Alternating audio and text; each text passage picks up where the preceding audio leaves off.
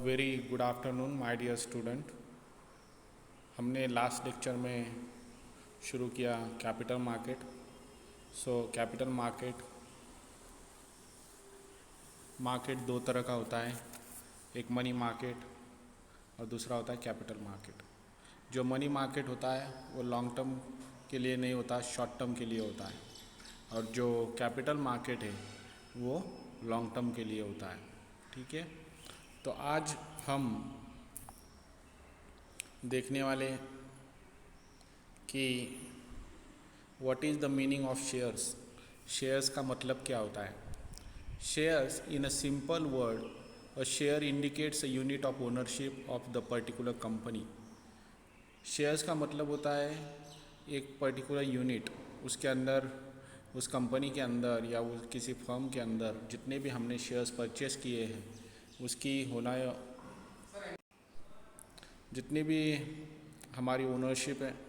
अगर समझो XYZ company है और उस कंपनी का हमने 2 शेयर्स खरीदी किए, तो हम बोलेंगे कि वहाँ हम उस कंपनी के अंदर हमारे 2 शेयर्स है, यानी 2 यूनिट की आपकी क्या है, उस कंपनी के अंदर ओनरशिप है। आप 2 शेयर्स के लिए उस कंपनी में क्या है, मालक है। If you are a shareholder of a company, it implies that you are an investor, hold a percentage of ownership of the issuing company। आप किसी भी कंपनी के अंदर इन्वेस्टमेंट करते हो तो आप उस कंपनी के पर्टिकुलर शेयर्स के लिए ओनर बन जाते हैं। ठीक है, वो इशूइंग कंपनी के आप क्या बन जाते हैं, उस परसेंटेज में आप ओनरशिप मिलती है आपको। As a shareholder you stand to benefit in the event of the company's profit and also bear the disadvantages of the company's losses. आप कंपनी के जो भी प्रॉफिट हो रहा है उसके अंदर तो भागीदार बनते ही हैं, और कंपनी को सपोज़ कहीं पर नुकसान हुआ तो उसके लिए भी आपको वो लॉस भी आपको क्या करना पड़ता है, बियर करना पड़ता है। तो बेसिकली शेयर्स क्या होता है कि एक हिस्सा होता है, इट इज़ अ यूनिट और it is a part of a particular companies capital. So you are having a ownership of that particular share। Okay, आप उस कंपनी का शेयर परचेस करते हो तो उस कंपनी को होने वाला बेनिफिट में भी आपकी हिस्सेदारी होती है, और अगर समझो उस कंपनी को कुछ लॉस हुआ तो उसके अंदर भी आपकी क्या होती है, हिस्सेदारी होती है।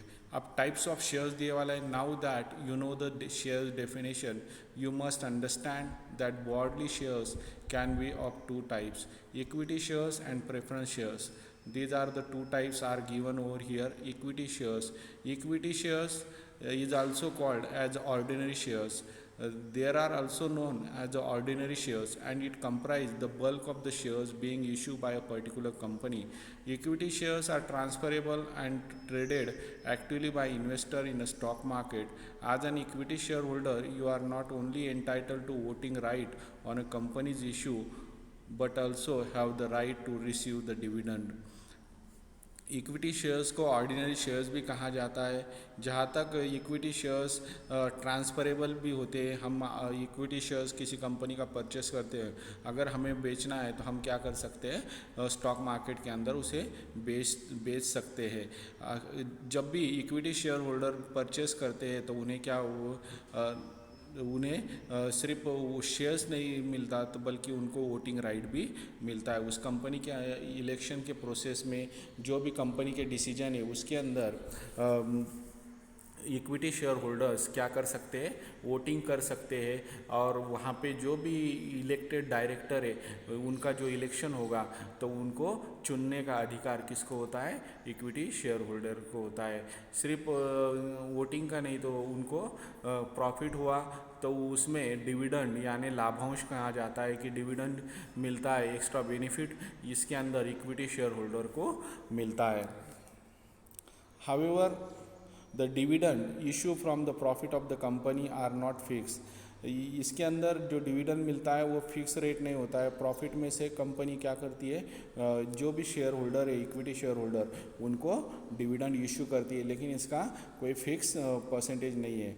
You must also note that the equity shareholder are subject to the maximum risk owing to market volatility and other factor affecting the stock market as per their amount of the investment. The type of the shares in this category can be classified on the basis of classification of the equity shares on the basis of share capital. अब देखो यहाँ पर classification किए वाला है equity shares का on the basis of share capital के ऊपर. अब यहाँ पर पहला दिए वाला है authorise share capital. Every company in its memorandum of association requires to prescribe the maximum amount of capital that can be raised by issuing the equity shares. The limit, however, can be increased by paying the additional fees and after the completion of a certain legal procedures. जब भी कोई new company form होती है तो वो memorandum of association बनाती है कि मैक्सिमम वो कंपनी कितना कैपिटल रेज कर सकती है, यानी ये मैक्सिमम लिमिट होती है. Authorise share capital it is a maximum limit of to raise the share capital. और इसे the limit however can be increased by paying the additional fees and after the completion of a certain legal procedure. इसे अगर आपको authorise capital को increase करना होगा तो आपको एडिशनल लीगल प्रोसीजर करना होगी और उसके लिए एडिशनल लीगल फीस भी आपको पे करना होगा. ठीक है. ऑथोराइज शेयर कैपिटल इंक्रीज भी होता है लेकिन उसके लिए लीगल प्रोसीजर्स होती है. इशू शेयर कैपिटल किसे कहेंगे? This implied the specified portion of the company's capital which has been offered to invested through issuance of equity shares. For example, if the nominal value of one stock is rupees 200 and the company issues 20,000 equity shares, the issue share capital will be 40 lakh. यहाँ पर दिए वाला है कि if the nominal value of the stock की 200 रुपये, तो company ने कुल मिलाकर कितने शेयर्स इशू किए? 20,000. तो 20,000 गुना 200 किए तो कितना होता है? 40 लाख का शेयर कैपिटल होता है. तो ये क्या है? आपका इशू शेयर कैपिटल है. यानी कंपनी ने यहाँ पर 20,000 शेयर्स लोगों को इक्विटी शेयर्स इशू किया है मार्केट के अंदर. एक शेयर की कीमत है 200 रुपये. तो ऐसा कुल मिलाकर 20,000 गुना 200 यानी 40,000 का कैपिटल कंपनी ने यहाँ क्या किया? रेज किया. ठीक है. ऑथोराइज शेयर कैपिटल क्या होता है कि कंपनी को मिले वाली परमिशन, वो कितने शेयर्स मार्केट के अंदर इशू कर सकते हैं. और इशूड शेयर कैपिटल क्या होता है कि कंपनी ने कितना शेयर्स इशू किए. ठीक है. Subscribe share capital, the portion of the issue capital has been subscribe by investor, it is known as subscribe share capital. ये भी इशूड कैपिटल का ही पार्ट होता है subscribe share capital. Paid up capital, the amount of money paid by investor for holding the company stock is known as paid up capital. Investor ने जो भी amount shares की, जितने भी शेयर्स इन्वेस्टर ने होल्ड किए, उसकी जो भी अमाउंट पे की उसे कहा जाता है paid up capital. As investor made the entire amount at once subscribe and paid up capital refer to the same amount. The classification of equity shares on the basis of definition. अब यहाँ पर दिए वाला है classification of equity shares on the basis of definition. देखिए अब bonus shares किसे कहा जाता है? Bonus share definition implies those the additional stock which are issued by existing shareholder free of cost और एज अ बोनस. जो भी existing share holder होते हैं उन्हें कौन सा शेयर दिया जाता है? बोनस शेयर दिया जाता है. और ये बोनस शेयर कैसा दिया जाता है? Bonus share free of cost दिया जाता है. सपोज मैंने किसी ABC कंपनी का ऑलरेडी एक शेयर लिए वाला है और ABC कंपनी को at the end of the year को अच्छा प्रॉफिट हुआ, मुनाफा हुआ, और कंपनी के जो भी डायरेक्टर है तो उन्होंने डिसाइड किया कि जो हमारे एग्जिस्टिंग शेयर होल्डर है उनको हमें क्या करना है? बोनस शेयर देना है. तो मुझे कंपनी ने क्या किया? एक एडिशनल शेयर दिया. मुझे पहले ही मेरा एक शेयर था और मुझे और एक शेयर दिया, तो मैं कहूँगा कि ये मेरे लिए क्या है? बोनस शेयर है. कंपनी ने क्या दिया है? हमें बोनस शेयर दिया है free of cost. Bonus share कैसा होता है? फ्री ऑफ कॉस्ट, यानी इसका कोई एडिशनल पैसा कंपनी हमारे से नहीं लेती. ठीक है. ये इसे कहा जाता है bonus share. Right shares. Right shares meaning is that the company can provide a new share to its existing shareholder at a particular price within a specific time period before being offered for trading in a stock market. ये देखो यहाँ पर right shares meaning is that company can provide a new share to its existing shareholder. जो भी company के existing share holder होते हैं उन्हें कंपनी क्या करती है, न्यू शेयर्स इशू करती है, ठीक है, और एट अ पर्टिकुलर प्राइस। ये फ्री ऑफ कॉस्ट नहीं होता है, इसका कंपनी क्या करती है, पैसा लेती है। किसी बाहर वाले लोगों को कंपनी क्या करती नहीं कि राइट शेयर देती नहीं। राइट शेयर किसे मिलते हैं, जो कंपनी के एग्जिस्टिंग शेयर होल्डर है उनको एक पर्टिकुलर टाइम पीरियड के अंदर वो शेयर्स क्या होता है, खरीदना पड़ता है, और उसे पर्टिकुलर प्राइस होती है उस शेयर्स की, ठीक है। Being offered for trading in stock market, stock market के अंदर से बाय कर सकते हैं। अब देखो sweet equity shares, if as an equity, if as an employee of the company you have made a significant contribution, the company can reward you by issuing the sweet equity shares।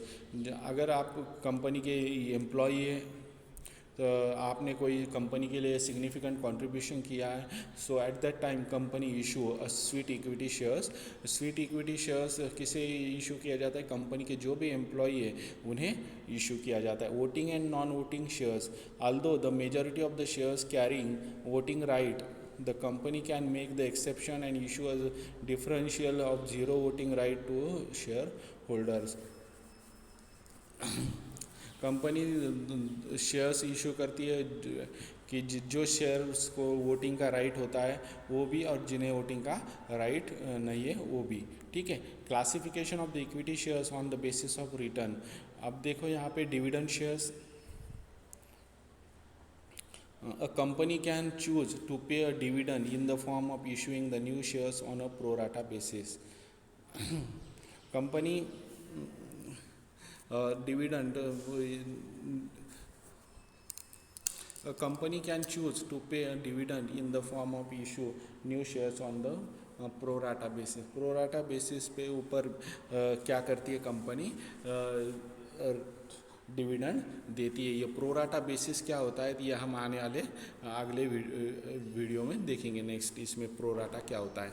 Growth shares, this types of shares are associated the company's that have extraordinary growth rate, which while such companies might not provide a dividend, the value of theirs increase rapidly, thereby providing the capital gains to investor।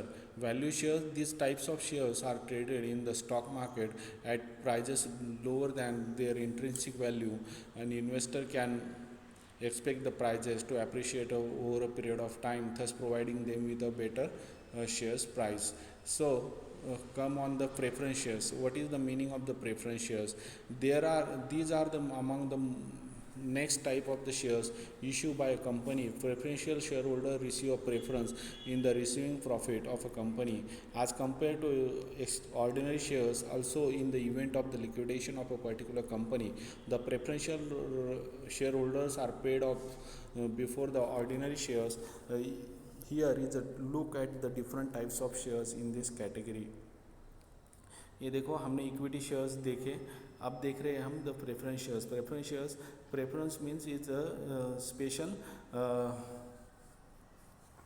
right of these shares, the cumulative preference shares and non-cumulative preference shares।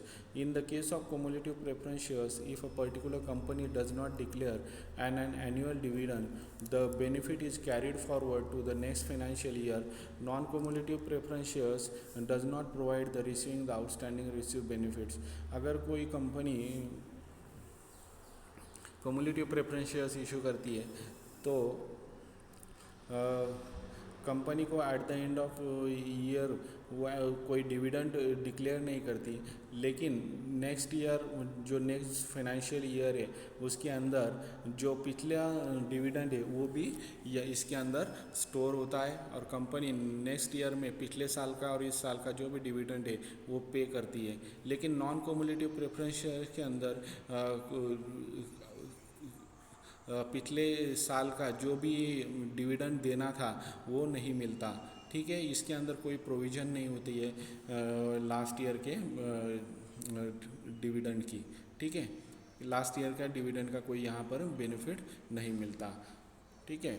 यानी आप बोल सकते हैं कि cumulative preference shares के अंदर अगर किसी साल डिविडेंड नहीं मिला तो ये वो नेक्स्ट ईयर हमें मिलता है, लेकिन नॉन क्युमुलेटिव प्रेफरेंस शेयर्स के अंदर हमें अगर किसी कंपनी को प्रॉफिट नहीं हुआ तो नेक्स्ट ईयर उन्हें डिविडेंड नहीं मिलता। पार्टिसिपेटिंग और non participating preference shares. Participating preference shares क्या होता है कि participating preference shares allow the shareholder to receive the surplus profit participating after the payment of dividend by the company. Participation participating preference shares को share holder receive the surplus profit after the payment of dividend by the company. Participating preference shares के अंदर company को surplus profit होता है तो dividend मिलता है, उसके साथ ही प्रॉफिट में से कुछ पैसा भी उन्हें मिलता है। This is over the above the receipt of dividend.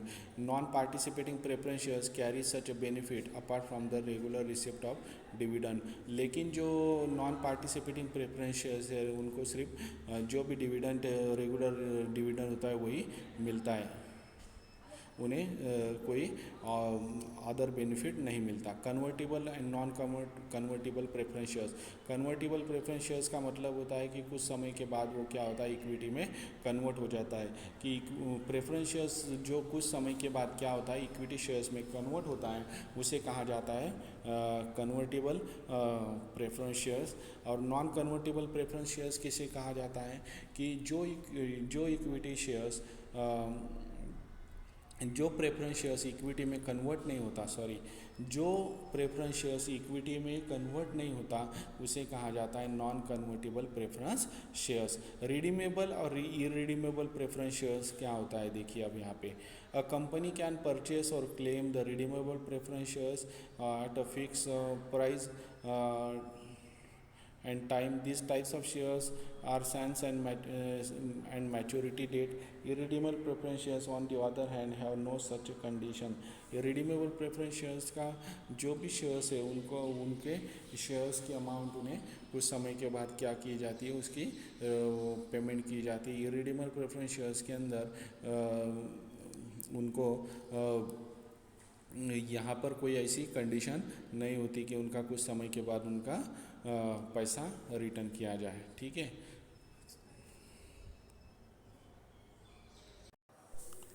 अब हम देखते हैं कि इंडिया के अंदर हमारे दो स्टॉक मार्केट है, एक बीएसई और दूसरा NSE.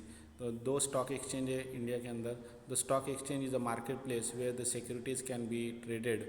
Investor traders with the help of the broker BSE and NSE are the leading stock exchange of the Indian market. So देखिए BSE stand for Bombay Stock Exchange and NSE stand for National Stock Exchange. Although everybody knows that both the BSE and NSE is something related to financial instrument like the shares, bonds, etc. Very few knows that exact the definition of this stock exchange and how they differ. ये देखिए जो Bombay stock exchange होता है वो national stock exchange होता है, वो shares bond issue करते हैं, ठीक है। तो एग्जैक्ट देखेंगे हम कि बॉम्बे स्टॉक एक्सचेंज क्या होता है। बॉम्बे स्टॉक एक्सचेंज जो Indian exchange located at Dalal street Mumbai के दलाल स्ट्रीट पे बॉम्बे स्टॉक एक्सचेंज है। It was founded by mister Premchand royal Chand who was the one of the most influential businessmen in 19th century India. He was a man who made a fortune in the stockbroking business and came to be known as the Cotton King, Bullion King, or the Big Bull. The BSE is the oldest stock exchange of Asia. It was formerly known by the name the Native Shares and Stockbroker Association in the year 1875. But the story of the Bombay Stock Exchange starts back in 1855 when the 22 stockbrokers would gather under the banyan trees in the front of Mumbai's town hall. The location of this meeting changed multiple times to accommodate and increasing the number of brokers. The group eventually moved to the Dalal Street in the year 1874. In the year 1957, BSE was offered, recognized by the Indian central government as the premier stock exchange of the country. Under the Securities Contract Regulation Act 1956, in the year 1986, Sensex was introduced as the first equity index to provide a base for the identify the top 30 trading companies of the exchange in more than 10 sectors. In the year 1995, BSE online trading system Bolt was commissioned. BSE offers varied services such as market data services, risk management, CDSL, depository services, etc. Although the BSE is the 10th largest stock exchange marketplace in the world and an overall capitalization over $2.3 trillion as of the April 2018. Apart from the Sensex, other important indices of BSE are the BSE 500, BSE 100, BSE 200, BSE mid cap, small cap. Okay, this term जो भी term है वो हम next lecture में discuss करेंगे. अब ये CDSL क्या होता है ये भी हम नेक्स्ट इसमें देखेंगे. लेकिन मैंने आपको ये रीड करके बताया कि बॉम्बे स्टॉक एक्सचेंज की हिस्ट्री क्या है.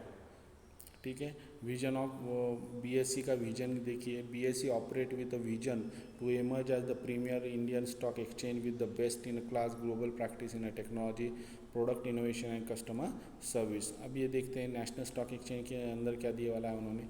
NSE is the youngest stock exchange of the India, which came into a picture in 1992. NSE was the first exchange in India to provide the latest modern, fully automated, screen-based electronic trading system. It offered an easy trading facility to the investor to spread across the length and breadth of the country. For the very first time in the 1992 in India, NSE introduced the advanced electronic trading system, which removed the paper-based settlement system from the trading. 1 year later, 1993, NSE was set up as a tax-paying company, which later registered as a company stock exchange under the Securities Regulation Act. In the year 1995, National Security Depository Limited was formed to provide depository services to investor. ठीक है. ये NSE के बारे में दिए वाला है. अब NSE का और BSE का कंपैरिजन देखिए. Brief introduction. It is the oldest stock exchange marketplace not just for the India but Asia as well. ये BSE जो इंडिया के अंदर ही नहीं तो पूरे एशिया के अंदर लार्जेस्ट स्टॉक एक्सचेंज है. It is the biggest stock exchange marketplace of the India, along with the front runner in the introduction of the fully automated electronic trading system across the country. जो BSE है उसका foundation 1875 और NSE का 1992 के अंदर. Benchmark index है Sensex 30, यहाँ पर 50 है. वेबसाइट है इसकी bseindia.com, इसका है NSEindia.com. टोटल लिस्टेड कंपनीज, अब ये पुराना डेटा है, अभी इसके अंदर काफ़ी अपडेशन है. यहाँ पर कंपनी लिस्ट है 5749 और यहाँ पर 1696. ठीक है. ठीक है. ये हमने आज डिस्कस किया यहाँ तक. आने वाले लेक्चर में हम पूरा डिस्कस करेंगे कि BSE क्या होता है, NSE क्या होता है. जस्ट ओवरऑल यहाँ पर इंफॉर्मेशन जो भी ऑनलाइन थी वो रीड करके मैंने आपको बताया. लेकिन जो भी मेजर डिफरेंस है BSE NSE का वो हम आने वाले लेक्चर में देखेंगे. ठीक है.